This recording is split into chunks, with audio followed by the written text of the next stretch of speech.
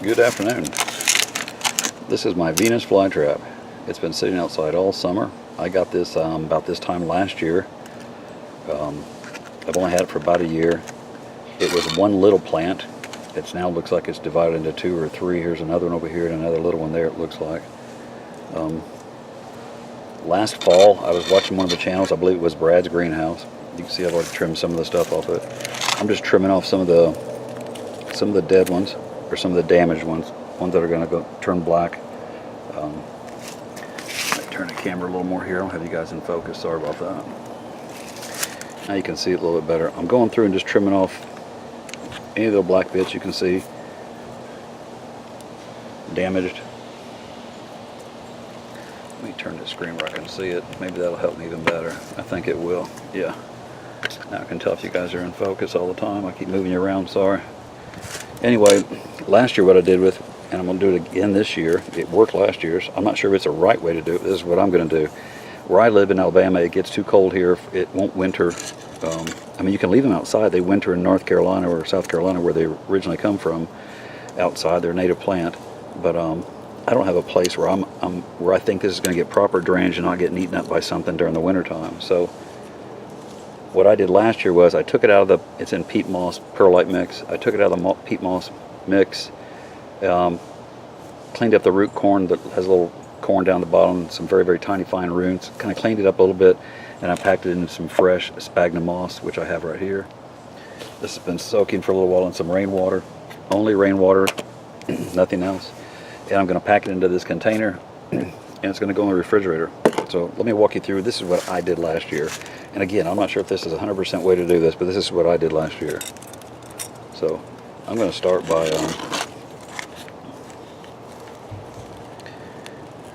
removing this one.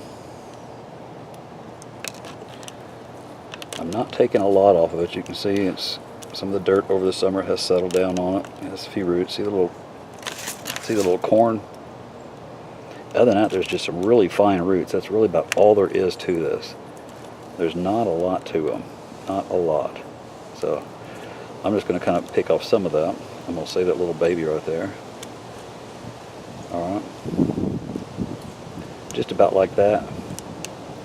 I'm going to trim off anything that looks black because I don't want any rot in the container during the winter. Alright. I'm going to set that one to the side. That little piece of baby, I'm going to pull some of the roots off and set it to the side as well.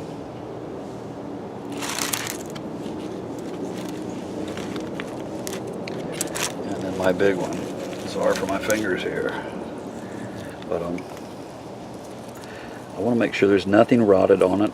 It's going to go dormant, very, very dormant.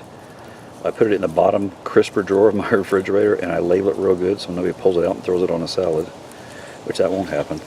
I'm just joking about that. But you can see what they look like underneath. There's not a lot to these guys. And this one is split also. And that's all I'm going to do. And this is going to go to the side. Let me get my hands blocked off. I'll look at my hands rinsed off.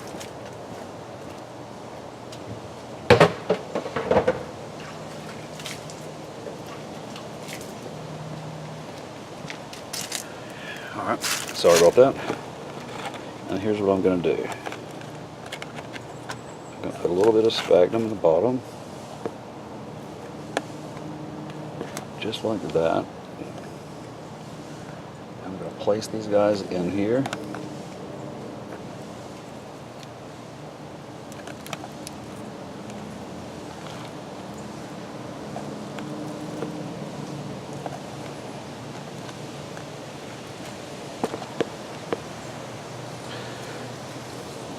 I'm going to kind of pack them around it so they're just kind of layered in there.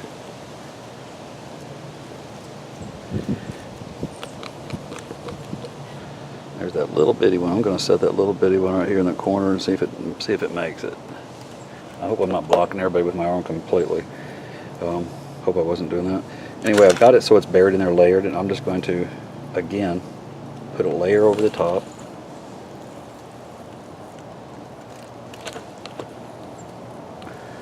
bet I blocked everybody halfway through that video with my arm. I hope I didn't do that. Sorry if I did. And that's really about all I'm doing. And I'm just going to pack that on top like that. And I may add some more. Let me wring this out. This is awful wet. I want it damp, but I don't want it saturated.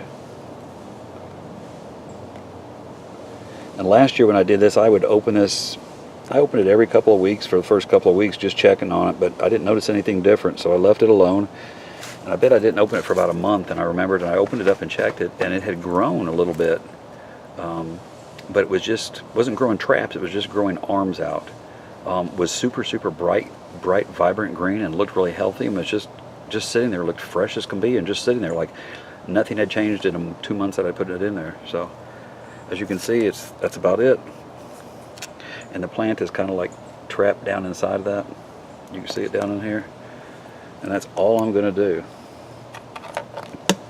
I'm putting a lid on it, dated November 6, 2017, which is tomorrow. And that's going to go in the crisper drawer. And that's my Venus flytrap hibernation.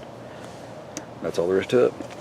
And then I'll check on it occasionally, just make sure that it stays green and that the moss isn't going moldy or anything like that. And that's about it. I don't poke any holes in it. I didn't last year, and I never had any issues with it. I guess it doesn't use that much oxygen or something. I'm not sure if there's enough of it trapped in there. I don't know how that works, but I didn't have any problems with it at all last year. Anyway, it could be that just because it leaks around the edges. I'm not sure. Anyway, that's what I do. Have a wonderful afternoon. Thanks for all those great questions, and get out and work in your garden. Have a great day.